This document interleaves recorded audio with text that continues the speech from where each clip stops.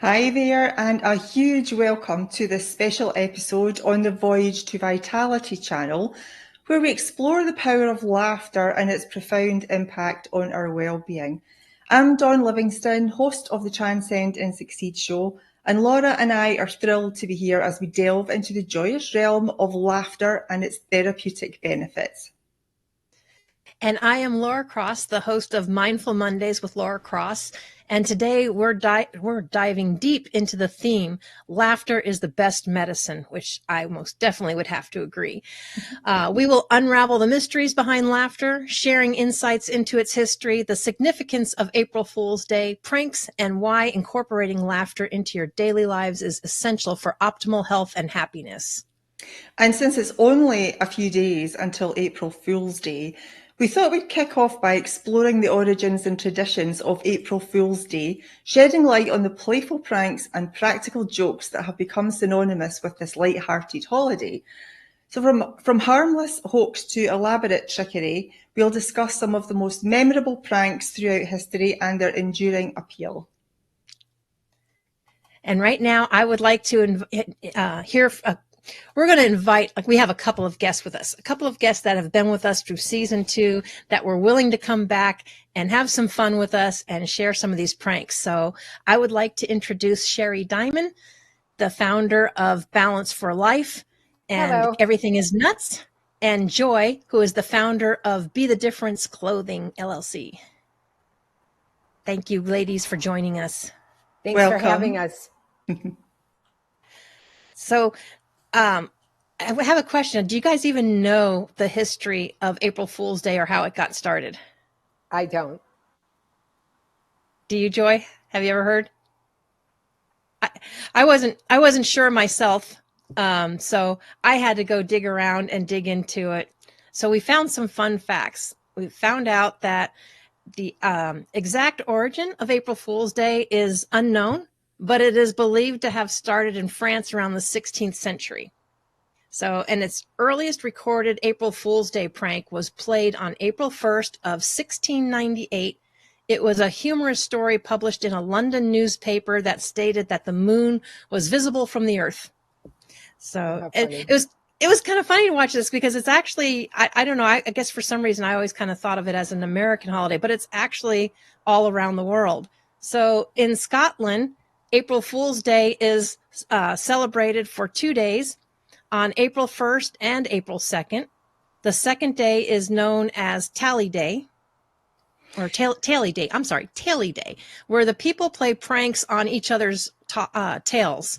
So I have to ask, Dawn, since you're from Scotland, did you even know about that? I have absolutely no knowledge of that whatsoever. Never heard of it. I think somebody maybe has invented that. I have never heard of Tally or Taily Day at all. It's definitely not a holiday as such. It's a one day where we all play pranks and we'll have pranks played on us. But I've never heard of that, I have to say. Sorry. Okay. Well, it also says in France, April's Fool Day is known as, and I'm not French, so I will apologize right now if I'm going to mess this up, but Poisson d'Avril, it says, which means April fish. It's customary to place a paper fish on someone's back without them knowing. Poisson d'avril. Well, see, there you have it. And I've got something I can tell you about that. And this was many, many years ago. It's talking about an April Fool's prank with fish. Friends took this huge fish and wrapped it in foil, nice and tight, and put it on the engine of a friend's car. And when our friend was driving around, and of course he had this baking fish smell throughout the car, and couldn't find it for like 3 days. That must have been absolutely disgusting. See, and when Dawn says that, that just reminds me of, if you ever watch some of the shows of what they do down south or when they're out moonshining or whatever, I'm like, that's just, a person's grill. You just use that for grilling your fish. That's just wrong on every level. Yeah. I don't eat fish, so either way, it's okay. Have you ever heard of such a thing, Sherry? I've never heard of that, but that prank with fish, I think that's a horrible thing to do to people. I eat fish, but that smell, like if you leave it out too long or, you know what I mean, you don't cook it, just that little bit of smell, that's the worst. I could never. Well, you think that's bad. Listen to this one. Sorry, I forgot to lock my cat out and she's running around. I also heard that a husband and wife, they divorced and the house was being sold, and the wife was really angry with the husband for making her sell the house. So she bought a tray of prawns, you would call them shrimp, and she stitched them into the very bottom lining of the curtains in the living room. And you can imagine, oh my God, over the time it started to rot, and they had pulled up the carpet thinking it was the carpet, but they never thought of replacing the curtains. So there you go. So you think that the fish on the car engine was bad? That was worse. Oh yeah, I know we lost Joy for a second, but we were sharing with everybody about this tradition in France for April Fool's Day. And I go ahead and pronounce it, Dawn, because I'm going to slaughter it. Poisson d'avril. So it means April fish, and apparently it's customary to place a paper fish on someone's back without them knowing. Now, when I read that, see, Dawn went a whole nother row about a prank that she pulled on somebody wrapping up a fish. But I think of when, the old jokes when you used to play on people where you give them a hug, you think like you're being sincere and you're actually sticking a sign on their back. That's kind of what that makes me feel like, or reminds me. Yeah, I remember those. I got plenty of those when I was a kid. What about you, Joy? No, like when I was a kid, they were rough. They weren't doing paper or anything. They're going to trip you, or they're going to tell you something crazy, like something bad happened in school or something crazy. But it was never anything juvenile. It was like, for real. Like they would go to the extreme to try to like prank you. So they should have done a show, Joy, called The Extreme Prankover. They should have. They really should have. You remember that show Punked? Did you guys ever watch it? Yes, I love that show. That's kind of the pranks that they did on April Fool's Day. Oh my God, that's funny. Wow. And I can't say that we were always nice, because I can remember when I was younger, my mom loved her tea and always had to have tea in the morning. And of course, she has to have sugar in the tea. So in the little sugar pot, where you take the thing off, my sister and I would stick a black plastic spider in there. You knew when she found it because you heard the screams. When you're a kid, that was pretty funny for us, but I'm sure not so funny for my mother. And of course, we got yelled at for it, but it was worth it. Funny. So, but one of the other things we have, fun facts we found, is even in India, in Holi, the Festival of Colors, they actually celebrate it on April 1st, and it's a day of pranks, jokes, and laughter. And people play pranks on each other with colored water and powders. Mm-hmm. So let me ask you, we'll start with Joy. Do you ever participate in April Fool's Day? Not anymore. No, because like I don't even remember like the dates anymore. Like life is too much fun to like, but like, I feel like I've done so many pranks on people and scared people half to death so many years of my life that it's just haunting me now. So I get scared. I get scared of like the quickest and the easiest things, and like, yeah, I'm just like, I'm getting payback now. I was gonna say, you feel like karma's coming back at you. Yeah. You want to tell us one of those, or share with us one of those or two of those that you did? A couple of them? All right. So I'm trying to think of like one that was really, really bad. All right. How about this? So with the friends, and former coworkers, I used to like hide behind a wall, and I would hear them coming back in the office, and I would just like jump out and scare them. And that was really, really, really scary for me to do it. And I didn't just wait for April Fool's Day. I used to do this like on a routine basis. Okay, like it didn't have to be a holiday for me to do a prank on you, But for April Fool's Day, I think most of the things that kind of got me were the memes online. But people never really, did anything to startle me like later in life. But as a kid, it must not have been memorable enough for me to remember right now. But I'm pretty sure we were pretty cruel to each other. Yeah. Yeah. Dawn and I were having a discussion about that one time. And I said, I don't necessarily remember any pranks being played on me, but I do know that I'm kind of I'm hyper vigilant about that day and expect things. So I kind of look out for it, which probably is a sign that something probably did happen when I was younger. And I may not necessarily remember, but I know when that day's around, and I know when someone says something to kind of like seriously look at them to see if they're going to crack a smile to find out if they're really serious or is it that. So I think it's telling me that something probably happened to me younger. Well, at school, all I remember from April Fool's Day at school was going in on high alert. I had eyes in the back of my head. I was just looking out for anything that might be coming my way. I don't remember ever playing pranks on anybody. Don't remember that at all. But yeah, I know I was always hyper vigilant. Yeah, just in case I would end up in the hospital or something. Because kids were pretty mean at school. Oh, yeah. They were pretty mean at school. I was glad to get away from there. Yeah. Oh, they were, and they probably happened. Mine is probably mostly from school, either that or my sister. I did have an older sister, so Where I think you must have been pranked somewhere because you're still in the trauma of the prank. So yeah, before I tell you a couple of things that's probably made me hyper vigilant, and it wasn't always on April Fool's Day. Sherry, what about you? Is that something that? Well, in the beginning, when I first came on, we were talking, I said, I don't even remember any pranks. But as we're going along, I started thinking. And one of the things I did to my mom when I was like in grade school, my mom was meticulous about her clothes and her shoes. And so when she wasn't home one day, like it was either the day, it was like a weekend that it was April Fool's. I know it was a weekend, right? And she was gone and she went somewhere, was running errands.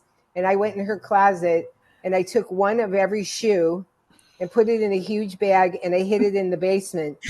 So when she went in her closet, and then I turned every other shoe in her closet around, pointing the wrong way. Because I knew when she opened the closet and she saw that, she'd be like, what the hell is going on here? Right? And so she went up she came home and she was just doing stuff. And I was waiting for her to go upstairs, but I knew it wouldn't be for a while. So I was just doing my own thing. And she went upstairs and I heard her go, what the hell is this? And she yelled my name. She's like, Sherry. And I was like, what? She goes, get up here. And I go upstairs. I go, what? She goes, did you do this? And I went, why do you think I did it? She said, because this looks like something you would do. And I went, April Fool's. And she went, April Fool's? I said, yeah, it's April Fool's Day. She said, get out of here and go find those shoes. And where did you hide them? And I went to the basement and I got them and I brought them up. And she made me put them all back together the correct way. I was so mad because my prank came back to bite me in the butt. And she didn't think it was funny. She didn't even think it was funny for a minute. And I was like, okay. So I never did that again. But I had a prank pulled on me. Well, I've had lots of them, especially the one about the note behind your back. When I was a kid, I got bullied a lot. And kids used to put notes on me that say, kick me, ignore me, that. And people would start messing with me. I'd be like, what are you doing?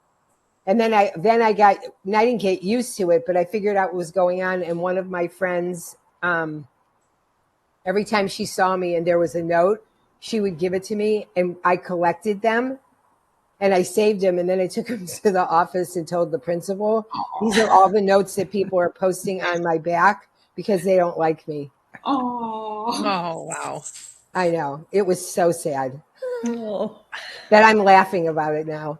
Like, it's fun when you can laugh about it now. And it's funny because when that comes around, normally April Fool's, it's like, it's funny when you can pull on the stuff, but we don't really normally think about what or how it's done to the other person. Right. But I think the reason we can laugh about it now is because you've really understand and worked out the reason why people did it.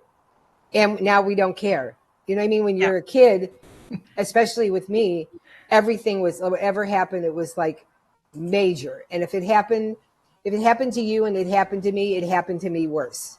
Yeah. Right. I can tell you where I was made an easy target. If anyone that knows me knows I do not like horror films and horror movies. My mom used to watch them. Me either. Yeah, my mom used to watch them all the time. And those would be the only rated R ones I was invited to go to because she knew I'd say no. But I would get engrossed in stuff. Well, the one time, does any of you guys remember the movie The Swarm? And that's not really a horror, but at the time, from when I was younger, it was not one that I liked, The Swarm with all the bees. We're sitting there as a family watching this on the couch. And guess who I got sitting next to me? My mom. And I'm all engrossed in this movie, watching it. And I'm watching all these bees and it's intense. And all of a sudden my mom takes her fingers and goes in my ear. I flew out of that freaking couch and she was just laughing. I was like, from then on, I learned if I'm going to watch a scary movie, I watch with a chair with the wall to my back. Cause I've had people fly down the stairs and go over the couch and watch me fly out of the couch. And I'm like, nope. Cause my heart goes clean up in my throat. I'm about ready to kill somebody. Like, not funny. I'm like, give me a heart attack. Laura, when I was a kid, I was very young. I think I was 4 or 5 years old. My cousin and my brother were babysitting me, and they took me because they were like 10 and 12. They were older, and they could take me to the movies with them. Well, they had to take me because they couldn't leave me home. I was too little. And they took me to see the very first 3D scary movie that was ever made. And 5 minutes into it, I was freaking out. I spent the next 2 hours under the seat, on the sticky, disgusting floor of the theater, watching the lights flash on, when the screen, you can see the flashing of what's going on in the screen and people screaming. And I screamed for 2 hours. Nobody cared. Nobody took me out of the movie. I was traumatized for life. Oh my God.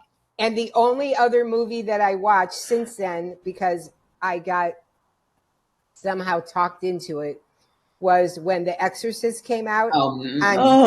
But it was on TV. So I was with some friends and they're like, oh, come on, you're older. It won't be a big deal. No, that's a real That was it. That did me in for the rest of my life. Yeah. I can't, if I go to the movies and there's a trailer, I'm already closing my eyes, looking away and doing this because I can't hear any of the hissing, the slashing, nothing, because I get freaked out. I mean, really freaked out. Wow. Where after that happened, for the next year, well, here's a little fun fact. At the time, we lived in a very small little matchbox house with 5 people. My parents, my brother, me, and my grandparents. Actually, it was 6 of us. Is that 6? Yeah, that's 6. I can't even count. See, I'm so traumatized, I can't even add.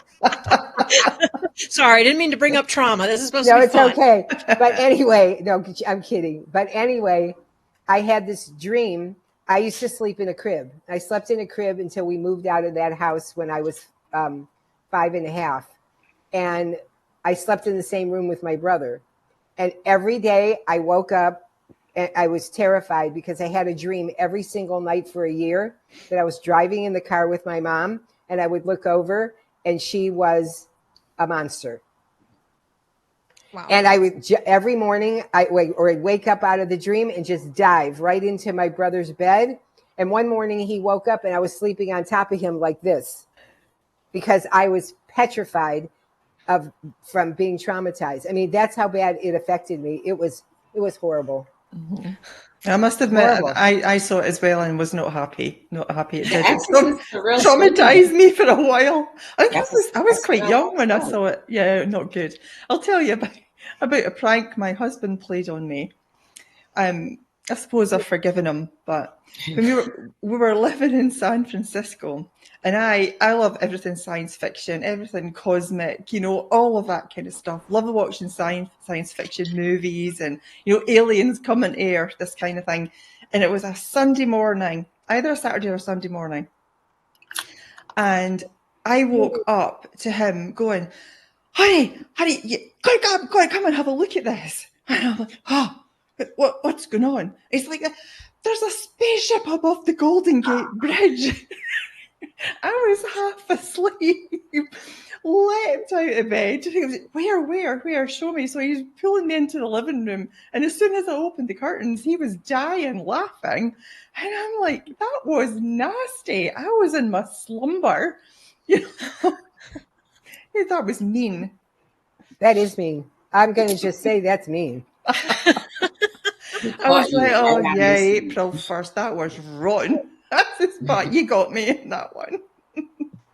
Did you get him back? Actually, I don't think I have. I'll need to well, think now about that seriously. You Yeah, have a very couple days. serious. It's never too I late. know. Yeah, It's never too late. Never Never for him. He's a total torment, and I'll tell you, I would appreciate any ideas you guys have got. Just message me and tell me. Well, I can tell you what my ex-husband did when we were married. On a Saturday night, we went out on a date. We had the best time, and we came home, and he walked in the house. I walked in, and I went in the bedroom to put my things down on the bed, and all the lights went off. And I was like, oh, what just happened? Do we have a power outage? And I don't hear, he's not answering me. So I'm walking around, feeling around in the dark because you can only see so much in the dark, right?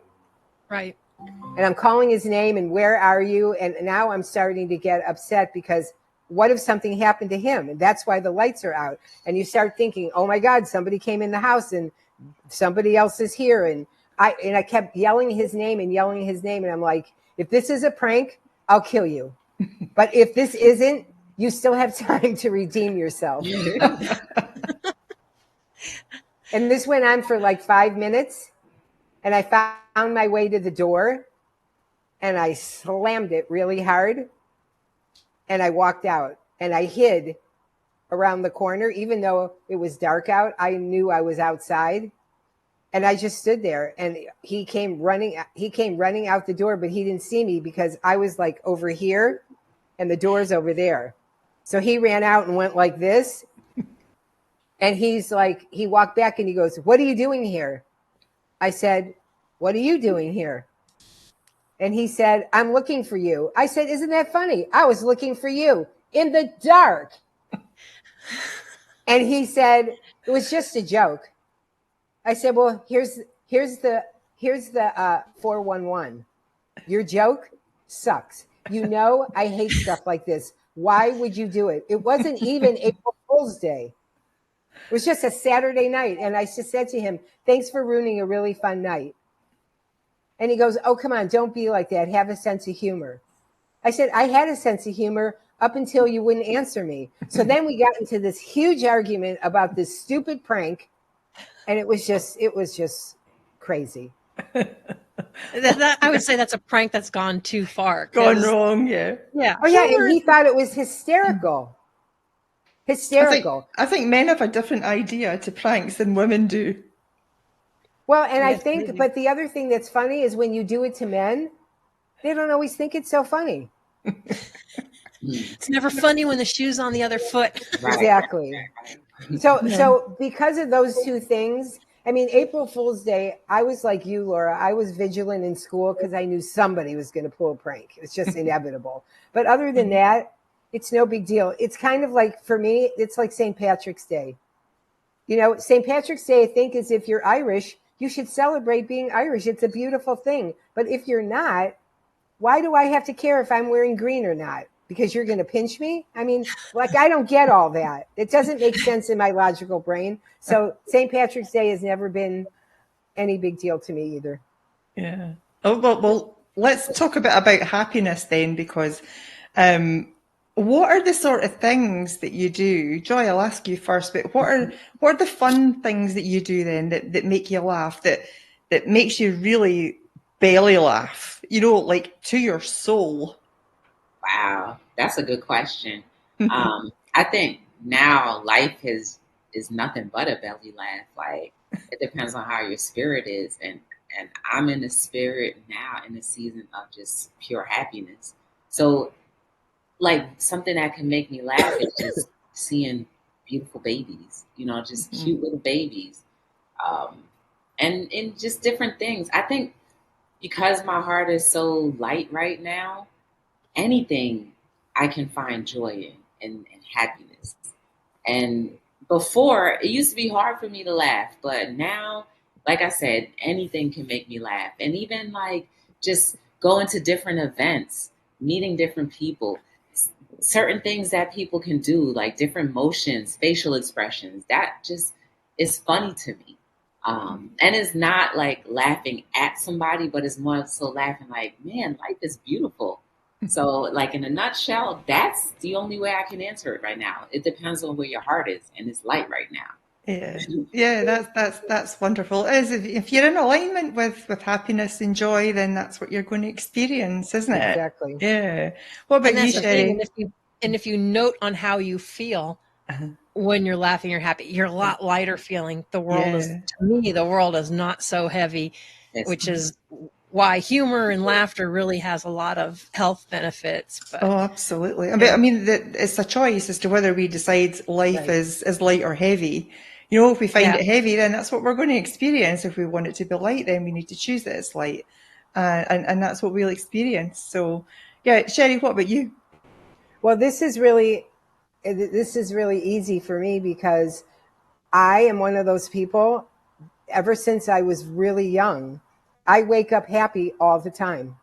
I never wake up like, you know, I will say maybe as an adult when I didn't like a job I had or something and you're like, oh, now I have to get up and do this. But I'm always happy with my soul.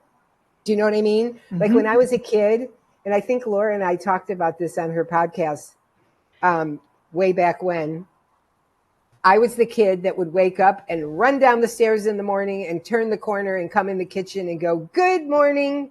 And my mom would be like, don't talk to me. I don't want to hear anybody talk to me. It's too early. Go find somebody else because I'm not having a conversation with you. I've not had my coffee. What? I've not had my coffee yet. She would be drinking her coffee and she didn't want to talk to you in the morning till she'd been up for a while. She was just like that.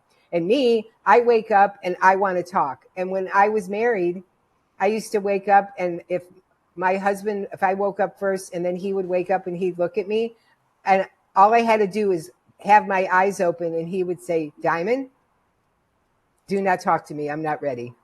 I'll let you know. Because as soon as I wake up in the morning, you know, most people are like fumbling around and I wake up and I'm really happy and I feel good. And all you have to do is say good morning and we're off to the races. And I just want to chat. Right. And that's just how I've been. But I will say that, like Joy, that it's really how you feel. You know, if you can find happiness in anything, like I'm not going to say I'm never unhappy, but my mode of operation normally is I am happy because what's the alternative?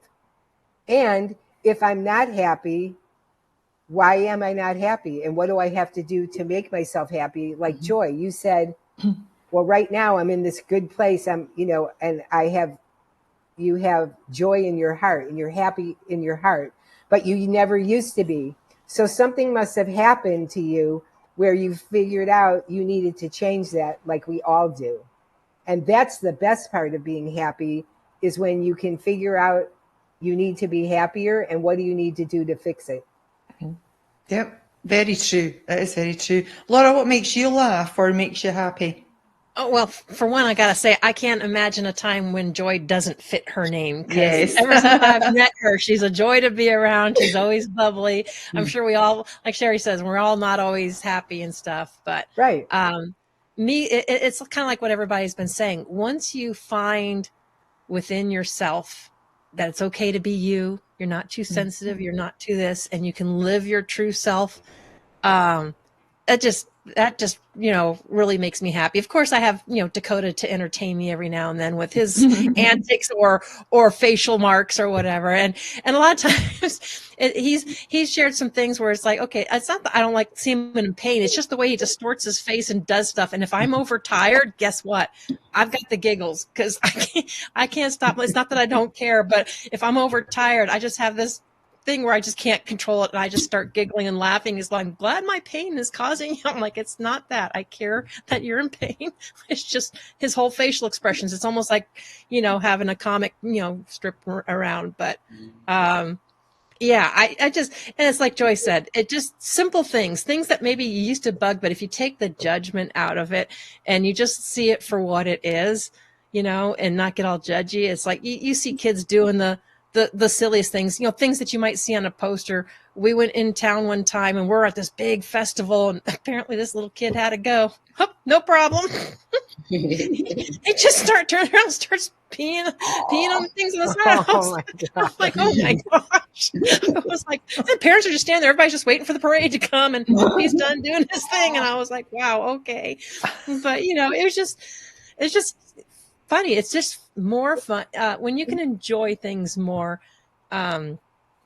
And that's why Dawn and I really kind of wanted to do this for a quarterly special. We do a lot of episodes and we've all been through some kind of journey, which a lot of it has some kind of tragedy that got us to where it is, that I think we forgot to laugh. We forgot about the humor, and it is so much healthier to be cheerful and happy. I've met people that would probably see Sherry and say, yeah, no, that person's like way too happy for Exactly. way too happy for me. But no, don't laugh. I've had people say to me, say that to me. You're just way too happy. Nobody's this happy all the time.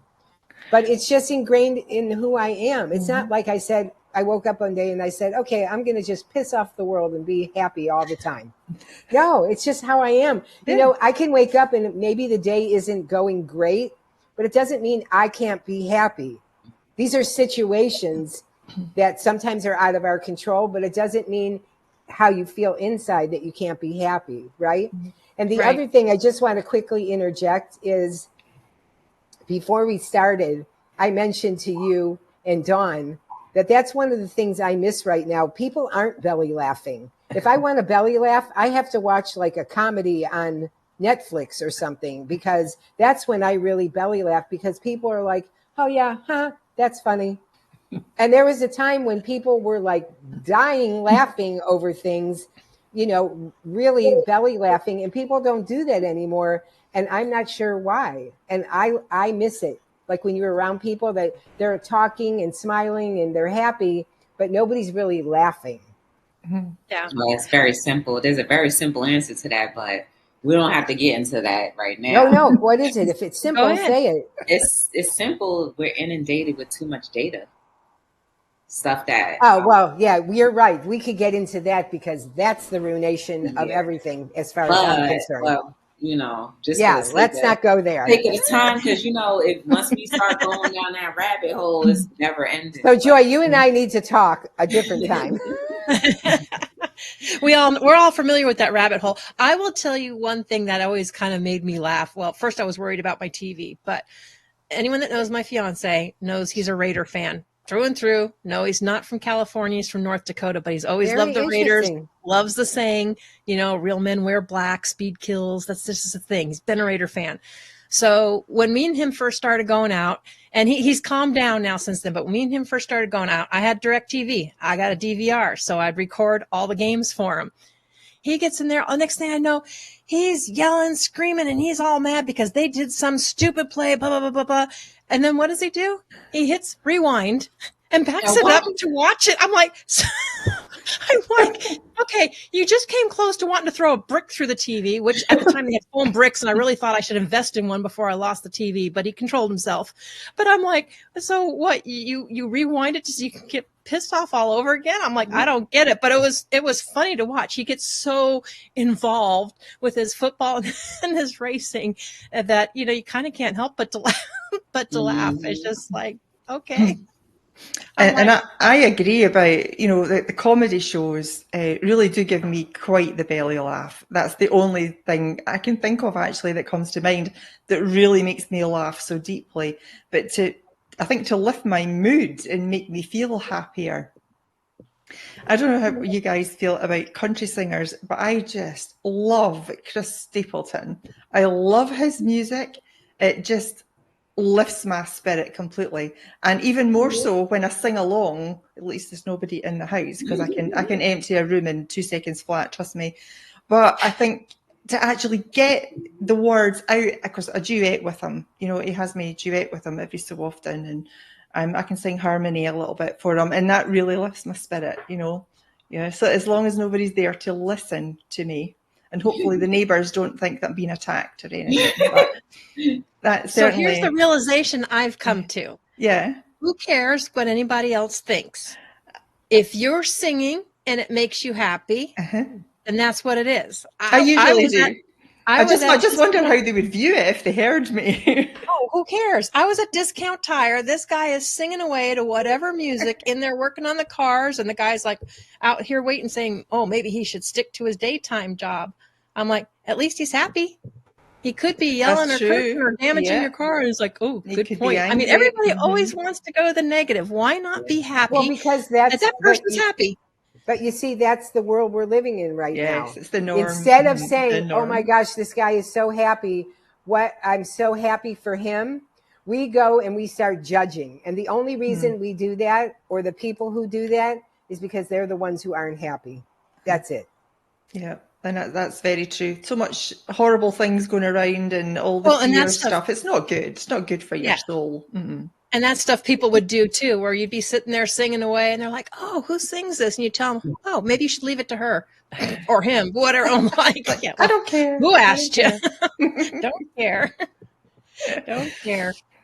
All right. Yeah. Do we have time for some jokes? Who wants to tell us some jokes? Some daft ones from school, or does anybody have any they want to tell? Sherry? I do not have any jokes, but I can tell you about like little things we used to do when we were kids. We would call people and prank call them. Mm-hmm. And we would just call, like I mentioned to you guys, we would call and say, hi, is your refrigerator running? And the people would go, of course it is. I think so. And we'd be like, well, then you better run outside and catch it. And we would hang up. And we would do dumb things like that. And we would be dying laughing in somebody's kitchen. And when you think about it, when you get older, it was so horrible that we did that. And even worse, that we thought it was so funny. Like we used to belly laugh. And then later on, or the next day or on the weekend, we'd go, remember that lady we called? Remember what she said? And we'd start laughing all over again. And it's like, it's so mean. So I'm going to ask for forgiveness for all of that. You've been forgiven. I'm sure you already have. Yeah, I'm sure you already have. What about you, Joy? Just the other day, I was on one of the social media platforms, and I'm probably going to get it wrong. It's a little raunchy, but they asked a question of what's the difference between hormones and I don't remember the other thing that they said. I don't want to mess it up, but it was funny because of the way the lady responded. and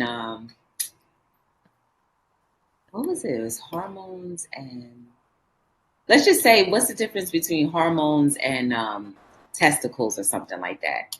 And then she was like, something like you can't hear a hormone or something like that. You had to hear it. I mean, I could pull it up. I could pull it up if you want to. I think I know the one you mean. I think I saw it. So you saw that one too, right? It was very similar. Yeah, she was like, Grandma, what is the difference between the two of them? Uh-huh. And then she was like, well, you can't hear a hormone. You get it? Yes. So, I do remember it. But I just, it would have sounded so much better if I remembered the other word versus hormones. Yeah. So, some of us were made to tell jokes and some of us weren't, and some of us kind of just didn't care and we share anyway. Yeah. It was funny. I don't know. Let me think of it and then I'll get back to you because now I'm determined. Now you're determined to find it. Now we gotta think it. Yes. I'll be back.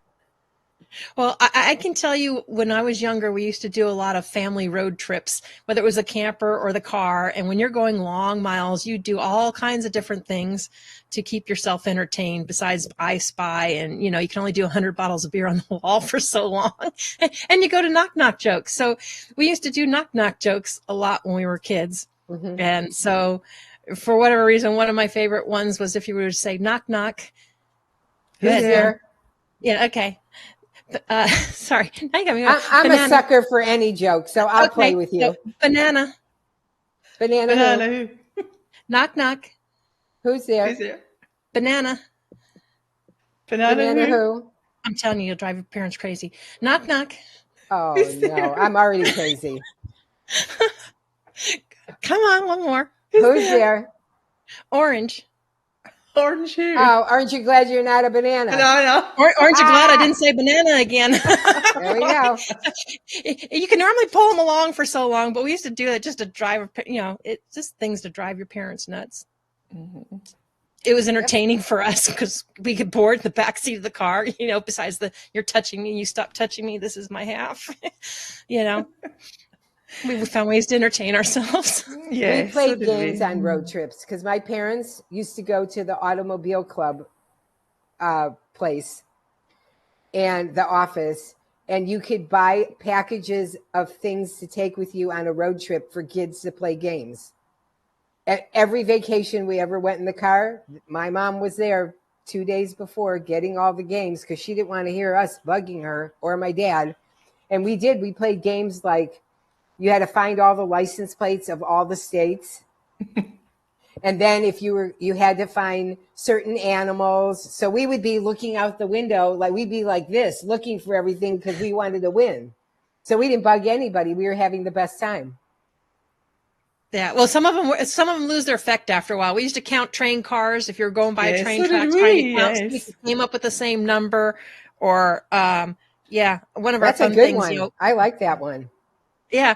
We used to do I Spy, but then of course we used to trust each other to not cheat because you didn't want them to be able to guess it. So you just kind of like keep changing your mind what you saw. Oh, that's funny.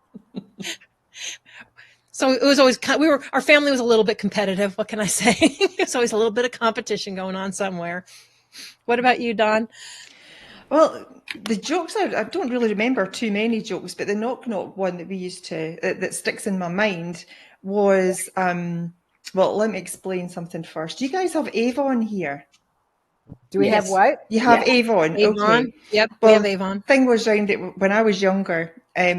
A catalogue used to come through the door and a doorbell would ring, just to let you know that there was something through there. So it became the joke where it's knock knock. Who's there? Who's there? Avon calling, your doorbell's broken. Because they used to ring the bell. They used to ring the bell, and now they go, I know. Very bad. This still makes me laugh. I found a joke. Okay. So, what's the difference between an enzyme and a hormone? That's right. What? Well, you can't hear an enzyme. Oh my God. Get it? Yeah. I know where that's going. Yes, I found it. I found the Dakota joke. finds jokes like that. You Yeah, do. Dakota finds jokes like that. As a matter of fact, I think Dakota found that one and shared that with me. I just had forgotten about it. Yeah, that's the one I saw yesterday, and that was the one that's most relevant to my mind right now because I thought it was so funny. Like once I finally got it, I was like, "Oh yeah, this is funny." But that is a testament to show that like there's real joy and laughter for in my life right now because normally I would be like, y'all are dumb. But like it really is funny. The way the tone of her laughter and the way she was reacting is like outside of just the joke itself, the whole nucleus of everything was just funny.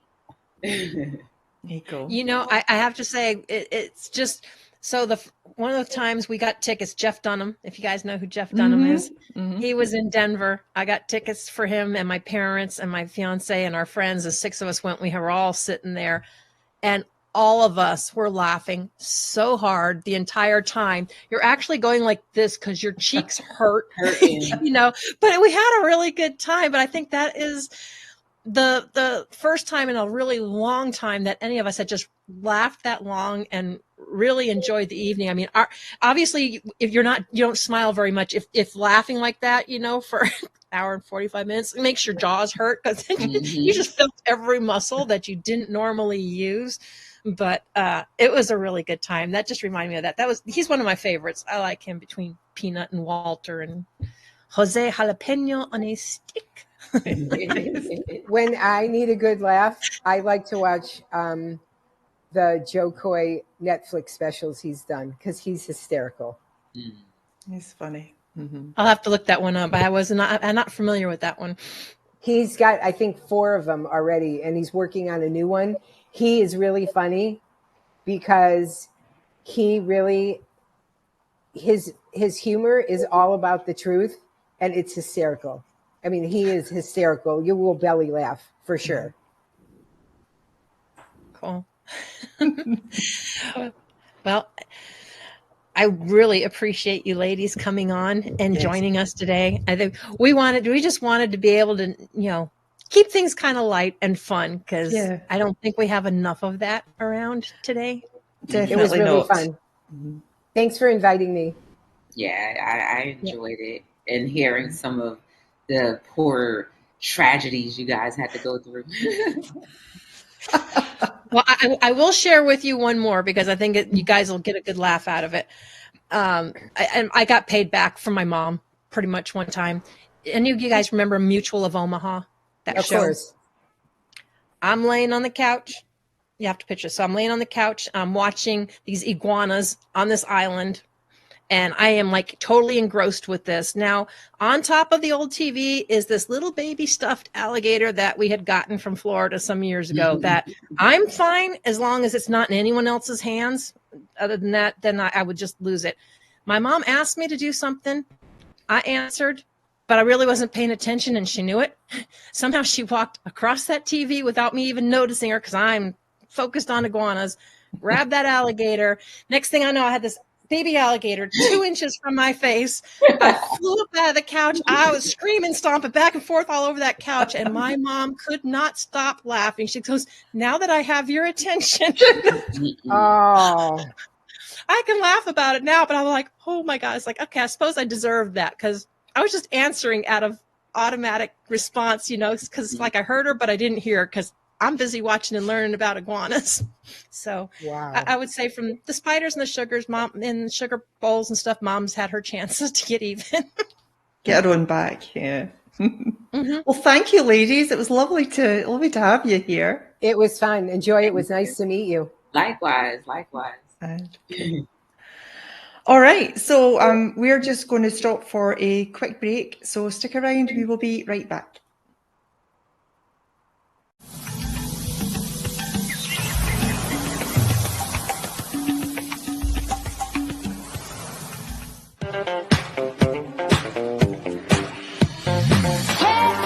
We got soul, oh yeah, we got soul.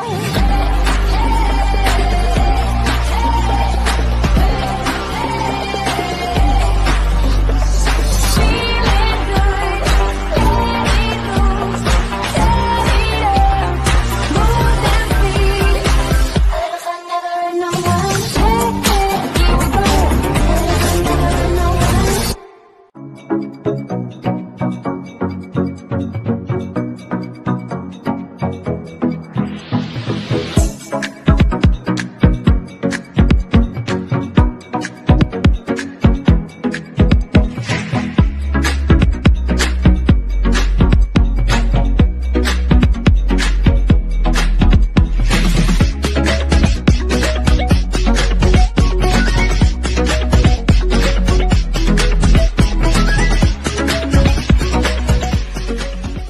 Hello, my name is Peter. I'm a Dawn Master. I teach Qigong at the Bright Beings Academy. What kind of Qigong do we teach?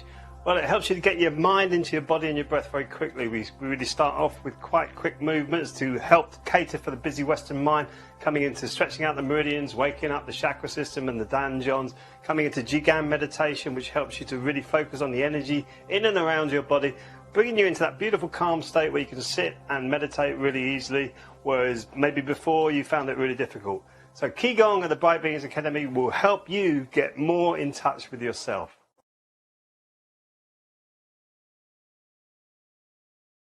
Holy Hydrogen introduces the most powerful health enhancement device in the world, the Lord's Hydrofix Premium Edition. Studies have shown therapeutic potential for cancer, diabetes, digestive and heart issues, and essentially every organ and system in the body. Visit holyhydrogen.com to see the latest technology that elevates your immune system and fights inflammation. This isn't medical advice, but if you have any health concerns, I strongly recommend that you learn more about hydrogen. Visit holyhydrogen.com to learn more about this groundbreaking gold standard hydrogen generator that for a reasonable price creates therapeutic quality hydrogen gas for inhalation and hydrogen infused water for consumption. Remember, holyhydrogen.com.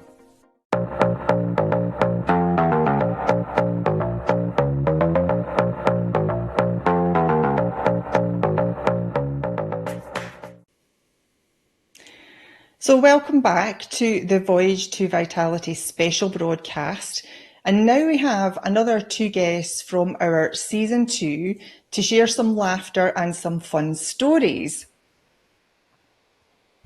Yep, but first we're going to share a few more facts that we found fun facts that we found about the history of April Fools. I know we went over the first 5 in the first section, but did you know in Iran that April Fool's Day is actually celebrated on the 13th day of the Persian New Year, which is usually around April 1st. Any of you guys ever aware of that?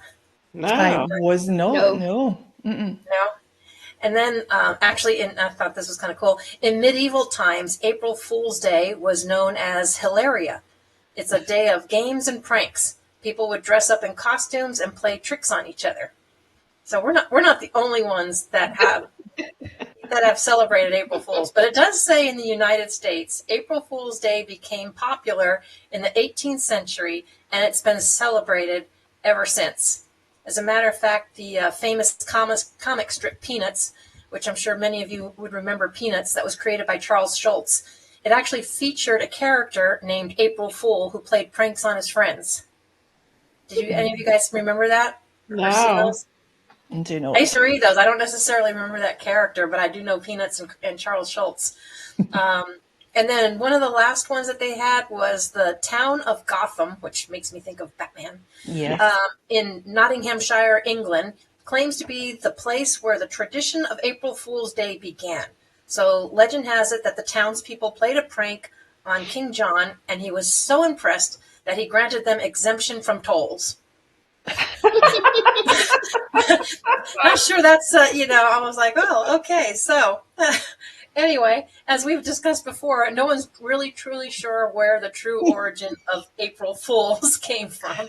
It's been rumored from France, India, all over, but we're obviously not the only country that celebrates it or participates in it. I don't know. Some people don't look at it as celebrations. So I guess my first question for our guests is, we'll start with Glenna. Have you ever celebrated April Fools or participated in it? Yeah, when I was in high school and middle school, yeah, we definitely did pranks on our teacher and some of those yucky songs we would sing about our teacher and the head being decapitated and stuff like that. Just, gluing her butt to the chair type of thing. I was always the one not participating. I'm always like, we're going to get in trouble. But yeah, those types of things, I whoopee cushions, stuff like that. I had an older brother who used to always do that and put pranks on me as well. And I'm just like, leave me alone. So you never played them on anyone else? I do now that I'm older. I'll do it on my husband. And you've had some good teachings then if they've always been played on you. Yeah, and our teachers, especially in school.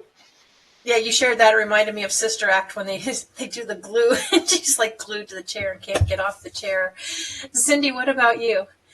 Well, I actually didn't really participate in April Fool's Day, but I did like playing jokes on people. I actually got in trouble at a job for having too much fun. Oh, I did. That I should be got a in crime in trouble. itself. Well, yeah, it was a fun story. The guy, I've forgotten his name, but his office was across from mine, and another woman and I shared an office. And I was new to the corporate world, and so he would play these pranks on me, fill the drawer with peanuts so you couldn't open the drawer. When you finally got it open, these peanuts would pop all over you. Or he would switch the phone around. This is back before cell phones, of course. I don't want to tell my age. And he he uh, he would switch it around. I'd go hello, and I would have to turn the phone upside down. I said, one day I'm going to get you. So I did. Got him really good. I asked the janitor if he would empty his office out and make a sign that said storage area. So he came into the office and he saw storage area and says, that's not that good. It really isn't. I wasn't in yet. I was coming in late because I was nervous as to what was going to happen. He opened the door. The other woman in the office was in, and she said, all he did was stand in the middle of the room and laugh, because all that was left was one paper clip on the floor. And then the guy, one paper, that was it. He just stood there and laughed. And I got called to the manager's office. We were working in a warehouse, and he said, you can't do this anymore. You're having way too much fun. And I'm thinking, this was a really good joke. Yeah, got in trouble. It reminds me of the office ones. Is we used to always have fun with or other people would. I hadn't participated, but they'd have fun with all the sticky notes. Cover people's stuff with sticky notes and put them all over, or go out and shrink wrap somebody's car while they. And I mean tight. That takes a couple people. You got to shrink wrap that thing tight where they can't get to their car. It takes them forever to cut open the plastic to get to their car. It's I didn't do those, but kind of like Glenna, I was most of the times, especially if it was at work or something, I was normally kind of afraid of getting in trouble. But certain people, we knew who we could, get away with it. But did you have them played on you as well, or ever have pranks played on you that you can remember? Yeah. Mostly the ones were in the corporate world. The thing is, sometimes I'm a little ditzy. Okay. Just a little ditzy. So I just don't, bless you, I don't always get what people are saying. So I tend to take the more innocent approach, thinking the best of somebody. And they'll go, for God's sake, Cindy, would you just catch up? And I'm thinking, I don't understand what they're talking about, Yeah, and then it becomes a habit. People just start making fun of me. Like, you didn't get it. No. When I finally get it, he who laughs loudest, Yeah, that's me. Oh, you're not alone. There's always a few where they're sitting contemplating, then it's you see a light bulb come on and whoo. Yeah. Yeah. They normally lose their luster if you have to explain them. Oh, yeah. And my sense of humor tends to be a little off the wall. I tend to, it's not like straight and narrow. It's which way shall I go? Same here. I know when I was at school, I mean, obviously many moons ago, but we used to get warnings just before April Fool's Day saying that anybody caught putting the plastic wrap over the toilet bowl underneath the seat would be suspended. Yes, that was something that was done quite a lot. It's at the high school, anyway. At the high school, So we're all told off in advance. Anyone caught putting plastic wrap over the toilet will be suspended. Yeah. What about you, Glenna? Do you have any other, or what pranks can you think of that were played on you, or what was one of your worst ones or funny ones? I think one of my worst ones was when, oh wow, I had a few, but one of the worst ones is when they locked me in the teacher's lounge so that I couldn't get out because I was allowed in the teacher's lounge to do things, and they locked me in there.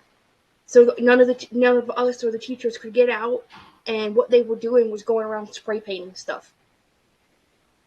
Did you Like say in the bathroom. scraping or spray painting? Spray painting. They were going Spray around spray painting. painting stuff over everything, and it was supposed to be funny, but it was like, that's vandalism. That's Yeah. not funny. And you live in the backwaters. That's supposed to be funny, and it's like that's not funny. Cow tipping is funny. That's not funny. What's cow tipping? Yeah. Yeah, go ahead and share. I know from watching movies, but please go ahead and share with everybody what cow You push tipping over is. a cow when it's standing. You push over a cow when when it's it's standing. Yes. When they're basically sleeping asleep, standing up, and you can just tip them right over. And how do they get back Oh. up? They, I don't know. You just run and get out of there. You don't wait to see when they can get back up. But yeah, as a matter of fact, I would like to meet the first person that decided it might be fun to even think about tipping over a cow. Why would you do that?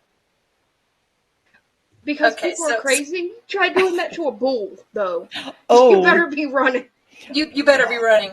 Oh, that's brave. If you watch the Cars movie, that's where the tractor tipping comes up from, where they sneak up in the field where the tractors, and you make a loud noise and the tractors all like freak out and they go. That's where kind of that comes from, is the cow tipping. Only in Cars, it's tractor, the animated movie Cars, it's tractor tipping. But yeah, so I related. Well, I will share with you something then, since we got onto farm animals.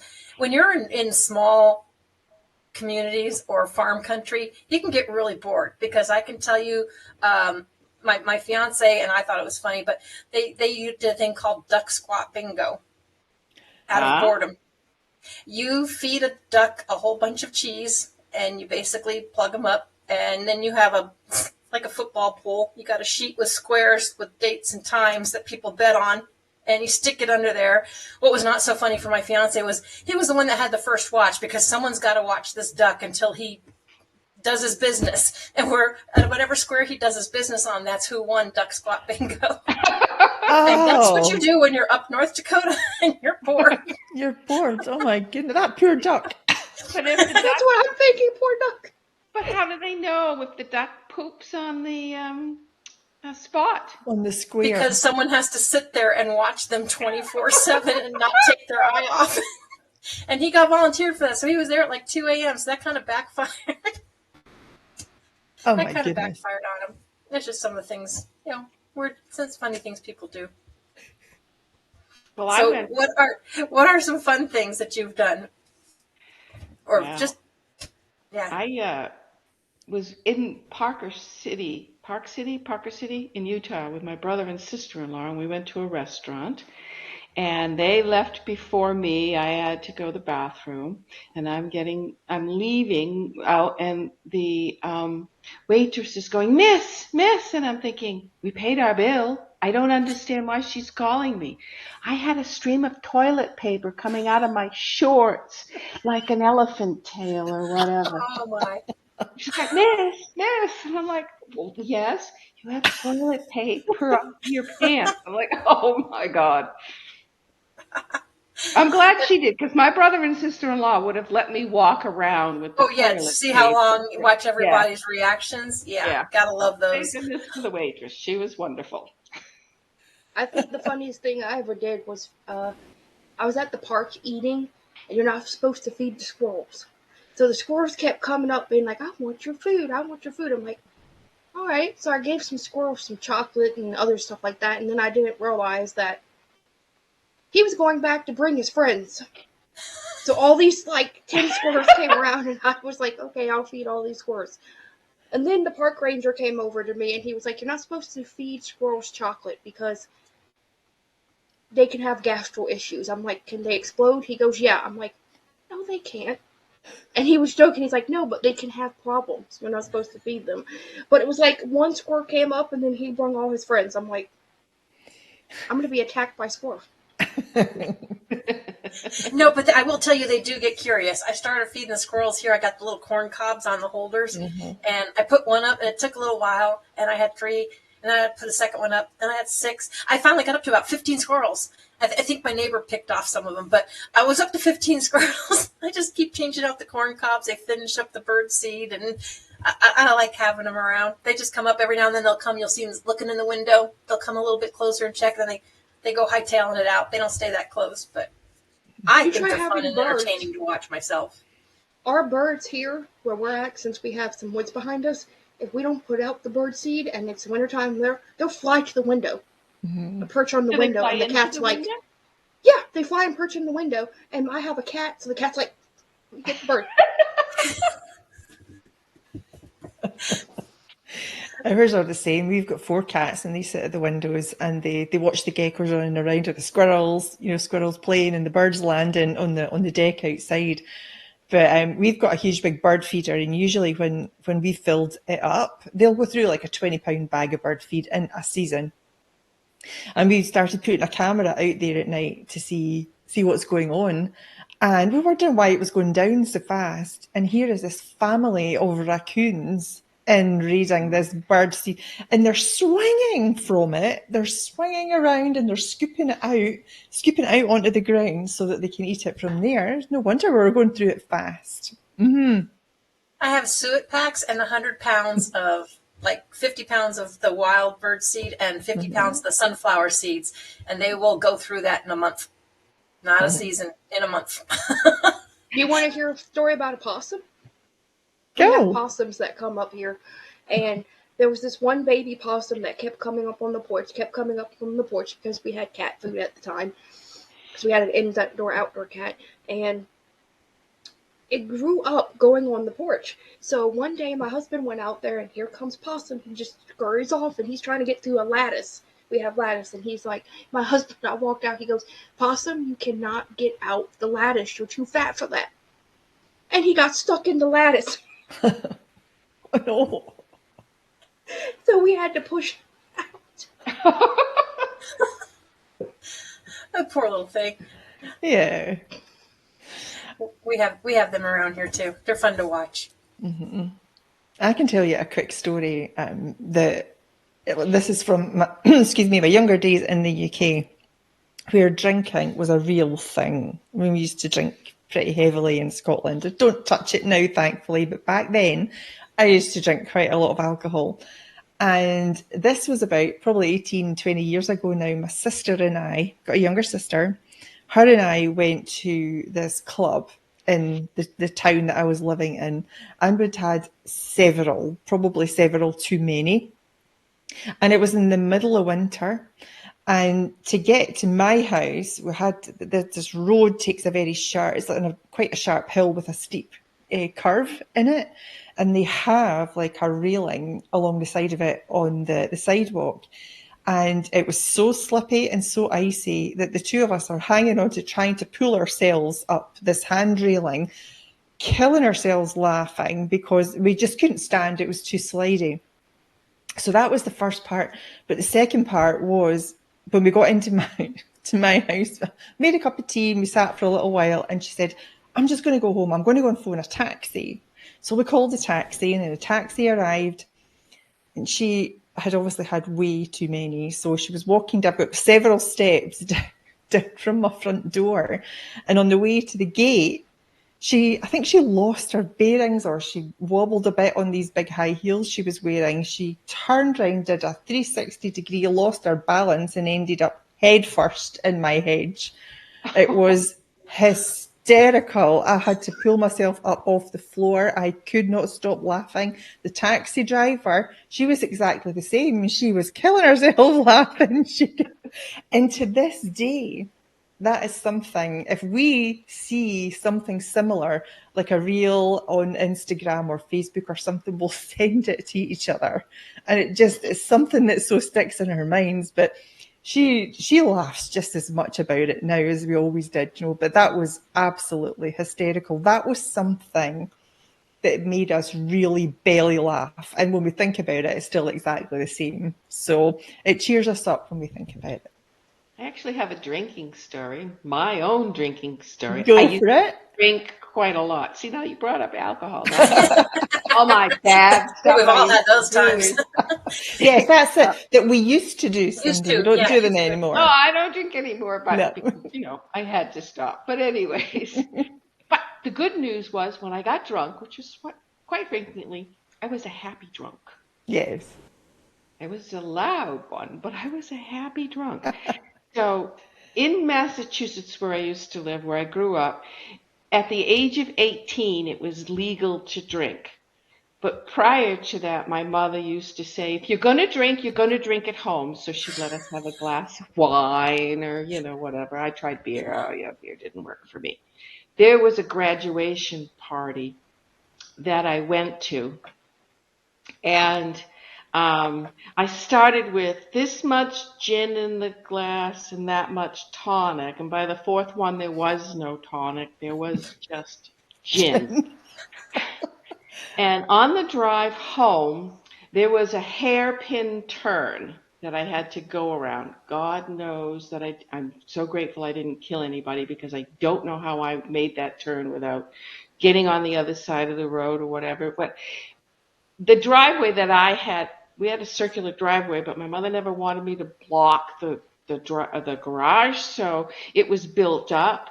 So I had to get out. I'm drunk. I'd just seen the movie Carrie, by the way, with the bloody hand coming up. And I'm thinking, oh my God, my foot's out of the car. And I'm thinking, no, don't come get me. Don't come get me. I get out of the car. I'm like, okay, I'm safe. And I said, and I take a step and I totally forget that the driveway's built up. And I go tumbling down all the way. And the next morning I wake up so drunk. And I have to pretend I'm not drunk because I don't want my mother to know, or my father to know, because my father was a bit of a drinker as well. Oh yeah, it was so funny. I went head over to, you see the story of the cartoons with the animal rolling down the hill? Yes. That was me rolling down the hill. Oh my God. Yeah. And then the other one. But I will. I had just started drinking, and I wanted to go there's four of us, two guys, two girls, we're going to the Who concert. Does anybody know who the Who is? Oh, yes, absolutely. Oh, yeah. I think Yes, we're old enough for that. Okay. We're going to the Who concert in Boston. And I wanted to get drunk before the concert. So I decided we're going to go by. We weren't old enough, by the way. We were old enough to drive, but not old enough to drink. But I managed to get a bottle of wine. It used to have the straw at the bottom, and it was a rounded bottle straight like this. So I drank the whole bottle and decided I wasn't getting drunk enough. So we had to go back so I could get more to drink so I could get drunk. Well, we get to the train station because we're taking the train in. I spend all the time at the train station vomiting because I drank so much. We go to the Who concert, and I lay down on the ground, cement, and I fall asleep. I sleep through a Who concert. I mean, who can sleep through a Who concert? I don't think I could. Oh, yeah, I slept the whole thing. I'm like, oh, my God, my drinking days were just starting.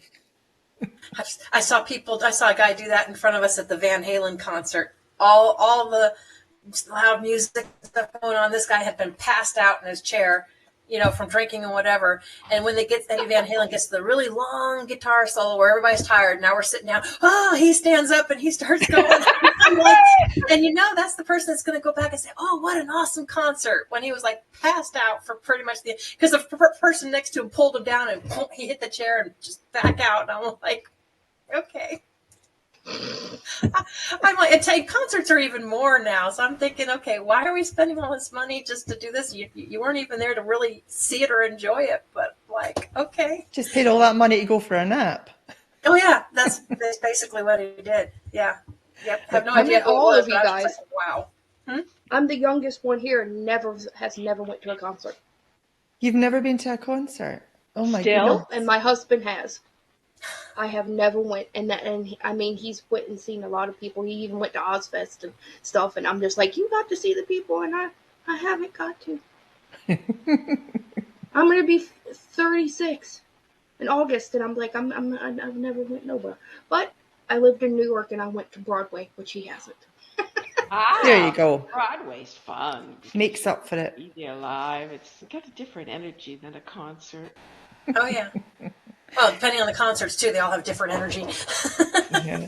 My husband, we were watching something on the TV last night, and he actually turned around and he said, I was actually thrown out of a nightclub one time when I was younger. He says, for falling asleep.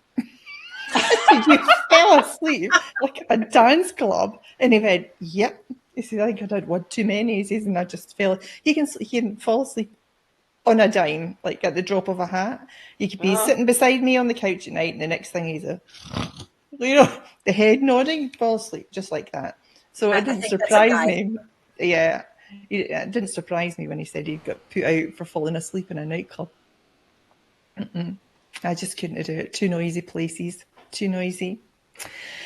So, Cindy, let me ask you first then. What are some things that you do that you really enjoy, that make you laugh, that are fun things to do? Well, I don't know if they make me laugh, but in case anybody hasn't noticed in back of me, I'm blocking a lot of it. I have a lot of crystals. I love to play with my crystals. Okay, I know that does no bad sense, but I just I stand in front of them and I talk to them, and I bring a smile to my face because guess what? They answer me. I know it's a little weird, but they really do answer me, and I have a ball. I go around. I have big ones too, and I go around and I'll stand in front and say, "Who wants to talk to me today?" And Do you have a crystal garden? I have a Zen garden, which has got. I live in the Phoenix, Arizona area, so it's very dusty here. So I didn't do sand, wind, and all that stuff. So I have a white rocks, and I have a bunch of boulders that are circle, and in the middle I have what's called an Andara. It's an interdimensional crystal that keeps the energy safe around here. Yeah, I was learning about crystals and I was talking about building crystal gardens. I am familiar with Phoenix. That's where I met my late husband, was at Luke Air Force Base. So. Oh yeah, well we're a bit of a ways from that, but close enough. Oh yeah, well I know. Yeah, we lived in Glendale, which is Phoenix. To me, they just kind of they all run into each other, and then it's like I'm northeast. I'm in Carefree, Cape Creek area. Okay. I say Carefree, and everybody goes, "Huh?" I say Cape Creek. Oh, we know Cape Creek. I'm like, no, Carefree for a change. It'd be lovely. Anyways, yeah. What about you, Anna? One's my cat. I talk to my cat, and everything like that. So definitely her. I talk to my books sometimes when I'm reading. I talk to myself when I'm reading. I'll be like, hey, that's kind of cool. That's interesting. So I kind of that type of person that will out loud speak because it's just, I think it's inner dialogue. And something that makes me laugh, I think The Big Bang Theory. I think it's really funny. It's subtle comedy, but can be very funny. The Big Bang Theory? Yes. It's a TV show. Yep. Oh, the TV show. Sorry, my mind went somewhere totally different. That's okay. It went like, whoa, way out there. I was about to ask, are you talking about the actual theory about the Big Bang, or are you talking about the TV theory? Not judging, not stereotyping, but since she is 36, I'm getting, and I know my nephews and stuff really love the Big Bang Theory and stuff and think it's funny. I know it's a show, so I made an assumption that it was the show. It's funny. It's that light-heart comedy. It don't have to be what I consider sick, if you know what I mean, or outrageous. I wouldn't say wholesome comedy, but it's comedy with dry wit. Yeah. Yes, yeah. And that is something that is funny to me. Having a husband that's a know-it-all, it's kind of funny when he corrects you. So it's like.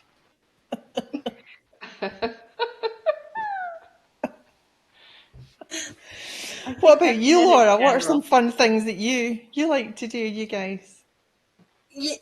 Laughter just kind of comes I know organically, I will say. I mean, if we're going to go see something, like I said, I love Jeff Dunham.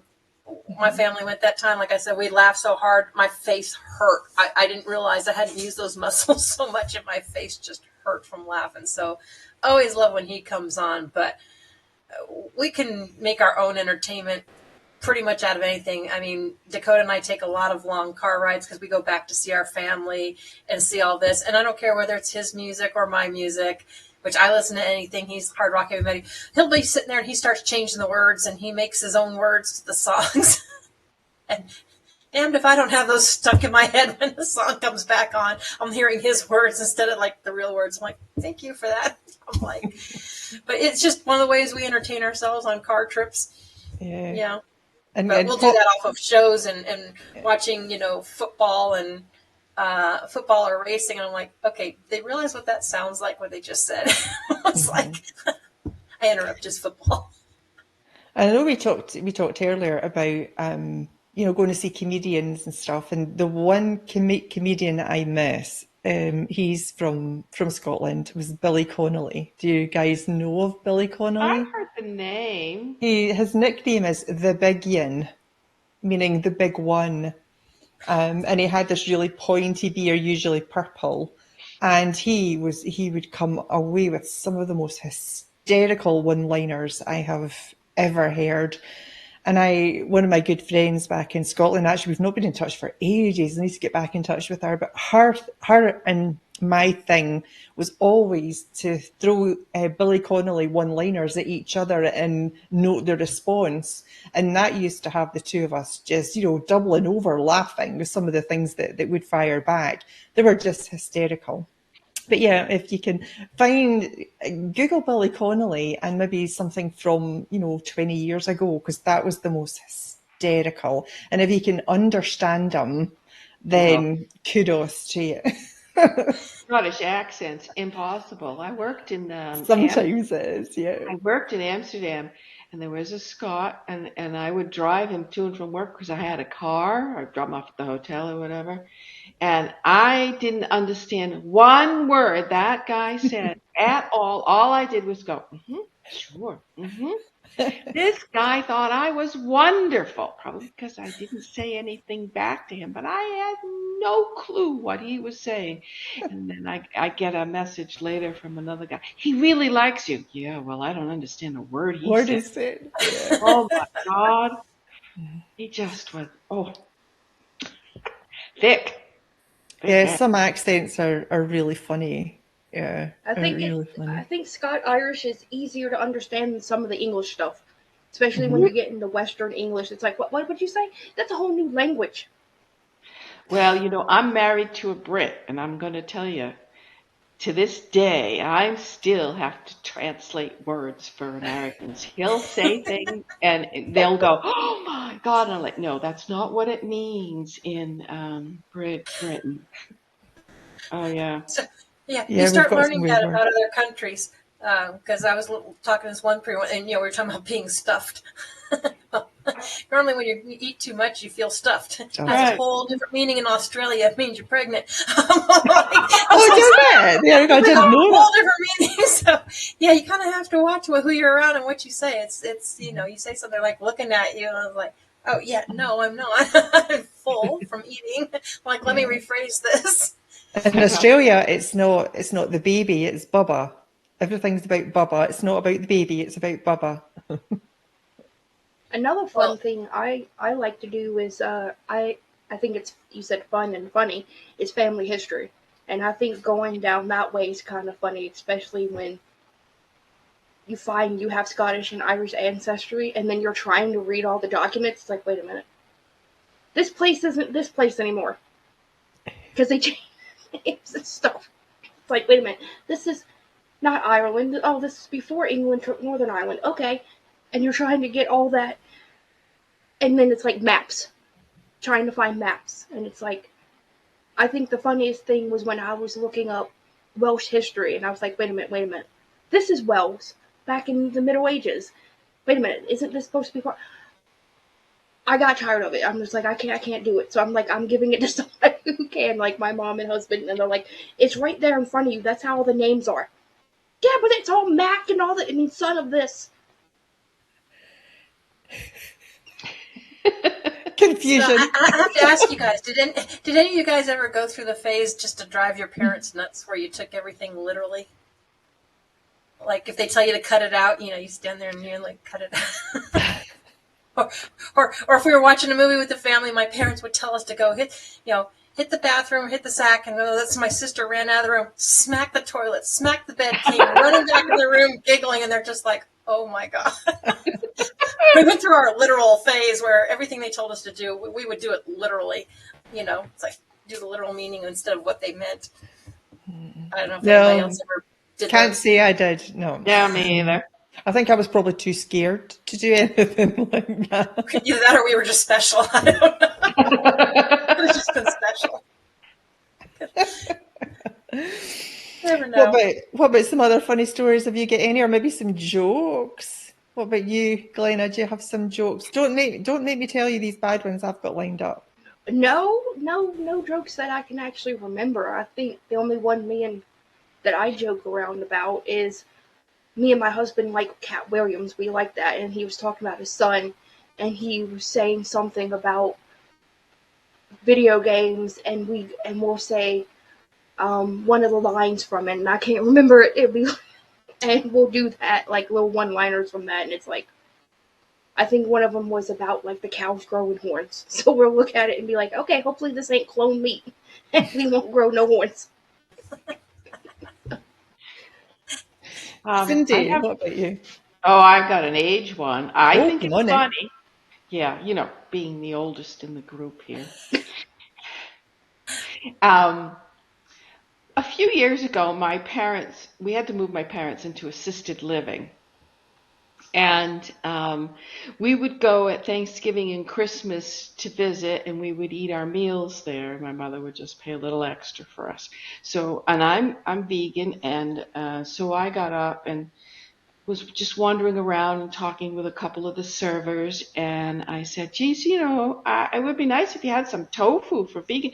Well, you know what? You just talk to the chef and they'll do that. I'm like, wait a minute, I don't live here. My parents live here. No, not me. And so I'm telling this story to my husband's stepmother and his brother. We were visiting them in England, and I'm telling the story. Dead silence. Absolute, complete. You could hear a pin drop. There was dead silence. And my brother-in-law very bravely says, there really is no good answer to that. I was like, when did I get old looking?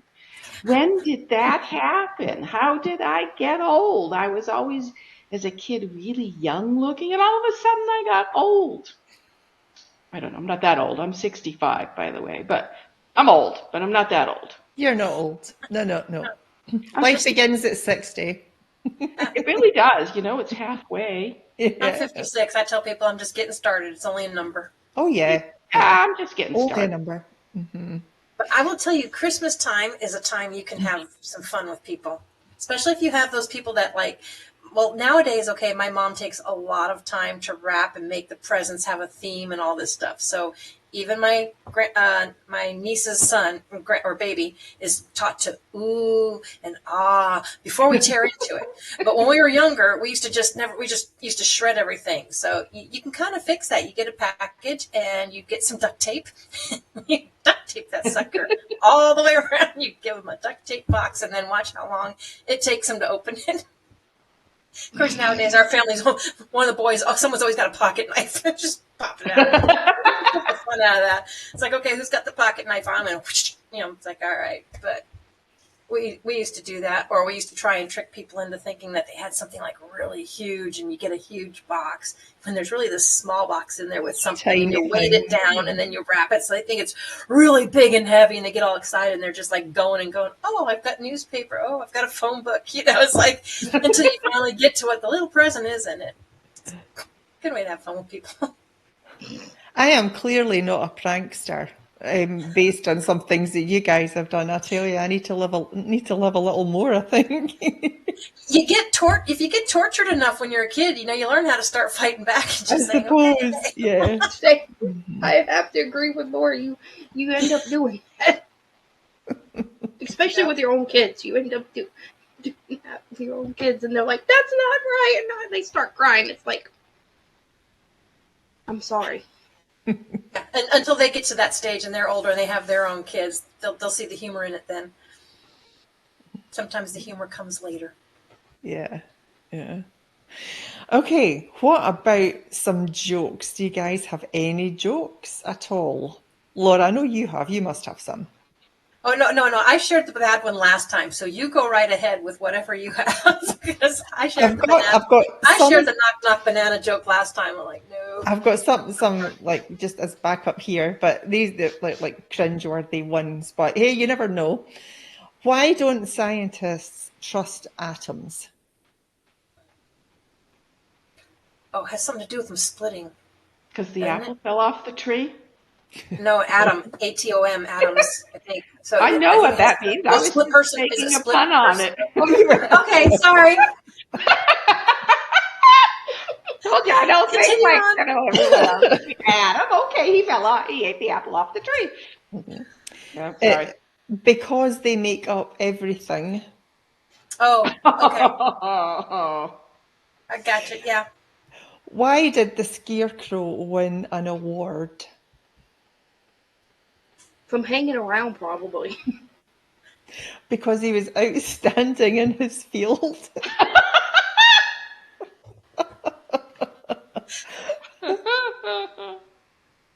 Why did the bicycle fall over? It got pushed. Because it was too tired. Yeah, okay, yeah. Oh dear. What did one plate say to the other plate? You're not shiny enough. Lunch is on me. This one I like. This one jumped out at me. Why did the golfer bring 2 pairs of pants? Can you say that again? Why did the golfer bring 2 pairs of pants? In case he got a hole in one. Got a hole in one. I was going to say it's a golf thing. So it's like got to be a hole in one. In case he got a hole in one. Yeah. Why don't skeletons fight each other? Because they're just bones. Because they don't have the guts. You were warm, Glenna. You were warm. Close, yeah. And the last one, okay, I'll spare you. What did one wall say to the other wall? You're standing straight. I'll meet you at the corner. Oh, that's cute. Actually, that one's cute. They're awful, really cringeworthy. No, never mind. No, we had some awfully tacky jokes, but I will not tell them. I was like, they are not even appropriate.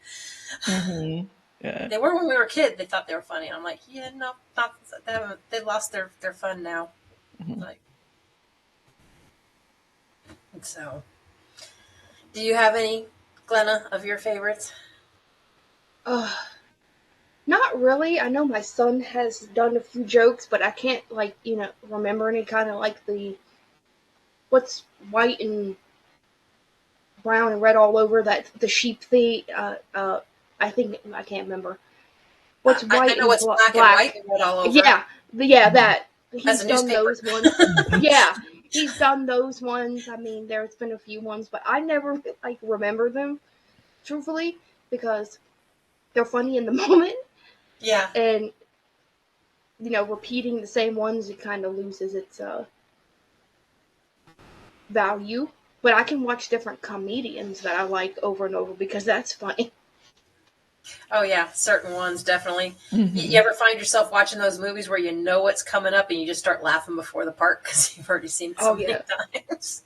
It's like, I know what's coming. I'm a little more spur of the moment in case you hadn't noticed. Did you have any good jokes you could think of, Cindy? No. I sort of just blurt things out as they come to my mind. Not always a good thing, by the way, but I do tend to blurt things out.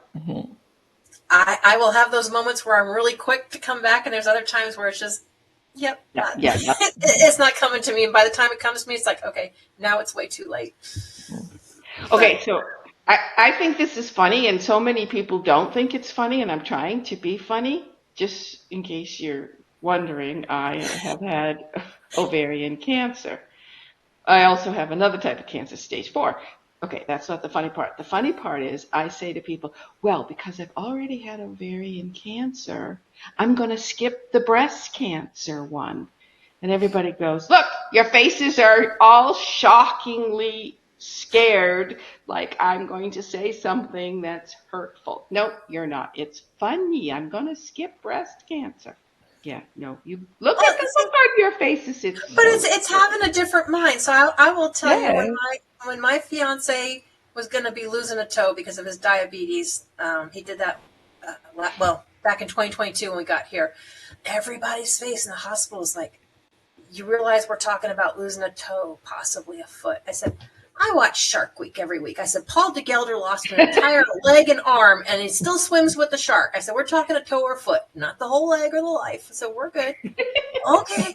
Then they all kind of lightened up, and I am like, lighten up. And, and even his doctor has to break the tension and stuff sometimes. And when he was working on a patient, and he says, well, this way it would cost you an arm and a leg. And his assistant just went like, oh my God, I can't believe you said that. I'm like, okay, you kind of have to have a sense of humor, which is kind of why Dawn and I wanted to do this. This is coming out near, around April Fool's time and stuff. But laughter is good. People forget to laugh.